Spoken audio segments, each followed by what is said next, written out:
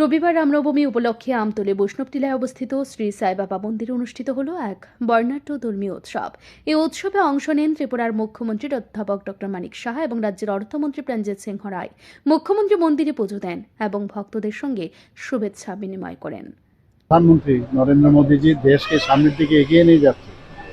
আজকে ইকোনমিক্যাল কন্ডিশনেই বলুন, কোথায় 11th পজিশনে ছিল সেই জায়গায় আজকে 5th পজিশনে চলে এসেছে। সুরক্ষার দিকে যদি বলুন, আজকে ভারতবর্ষকে যেভাবে সুরক্ষিত রেখেছে, অর্থাৎ সাধারণ ভারতীয় নাগরিকদের সুরক্ষার ক্ষেত্রে উনি কোনো কম্প্রোমাইজ করেন না।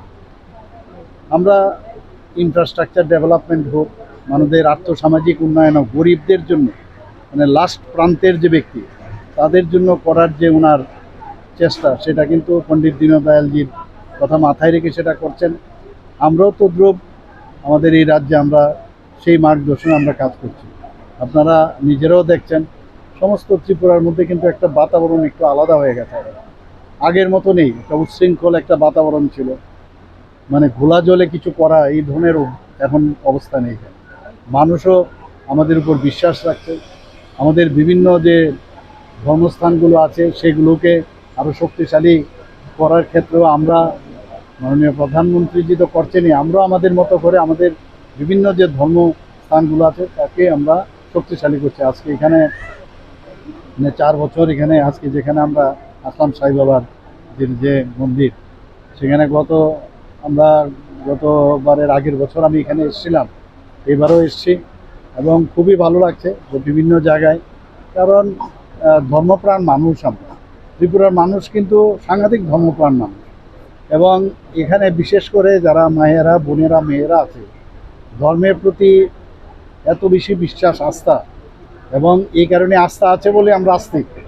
আর যাদের মানে ধর্মের প্রতি আস্থা নেই তারা হচ্ছে না, অর্থাৎ নাস্তিক।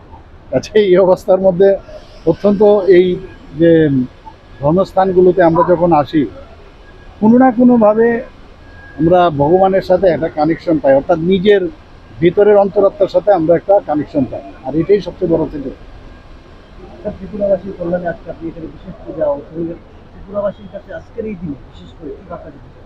না, এটাই বলবো, আমরা সবাই মিলে মিশে আমরা একসাথে থাকি। এখানে জাতি জনজাতি একটা মিশ্র যে একটা সংস্কৃতি, ভাষাভাষীর লোক এখানে আছে। কোনো জিনিস নিয়ে একটা সংসারেও যখন কোনো সমস্যা হয়, সেখানে যদি আমরা বসে যারা গার্জিয়ানরা থাকি, গার্জিয়ানের উপস্থিতিতে যখন সমাধান হয়, সেইভাবে আমরা কোনো সমস্যা থাকলে সেই সমাধান আমরা করব। আমরা রাউন্ড টেবিল কথা বলি, আমরা অনেক সময় রাউন্ড টেবিলে বসলে অনেক সমস্যার সমাধান হয়, এবং আপনারা নিশ্চয়ই, আমরা কথায় নয় কাজেও কিন্তু সেটা আমরা করেছি।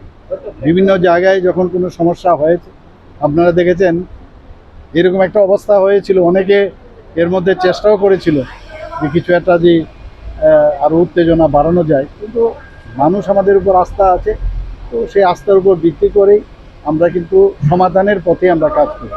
পুজোর পর মুখ্যমন্ত্রী সাংবাদিকদের উদ্দেশ্যে বলেন, শ্রী রামনবমী শুধুমাত্র একটি ধর্মীয় উৎসব নয়, এটি ন্যায়, কর্তব্য এবং আদর্শের প্রতীক।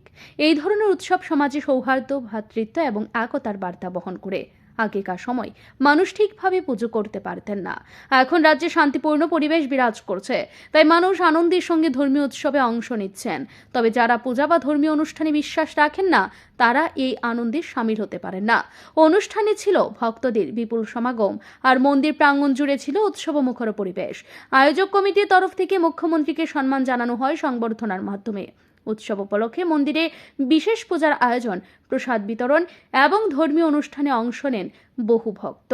শ্রী সাইবাবা মন্দিরে মুখ্যমন্ত্রী উপস্থিতি উৎসবের গুরুত্ব বাড়িয়ে তোলে এবং আয়োজন রাজ্যের ধর্মীয় সম্প্রীতি এবং ঐক্যের এক উজ্জ্বল নিদর্শন হয়ে রইল।